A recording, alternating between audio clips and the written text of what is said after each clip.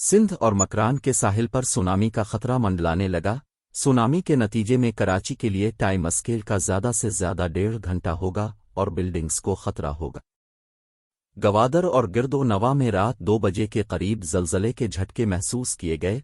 महकमा मौसमियात के मुताबिक ज़लज़ले की शिद्दत 5 रिकॉर्ड की गई है। मरकज़ गवादर से 25 किलोमीटर दूर समंदर की तह में 10 किलोमीटर गहराई में था। डायरेक्टर जनरल महकमा मौसमियात मोहम्मद रियाज का कहना है कि मकरान के समंदर में अर्जियाती सरगर्मियां शिद्दत पकड़ रही हैं। सिंध और मकरान के साहिल पर ज़लज़ले के शदीद झटके और सुनामी का खदशा है।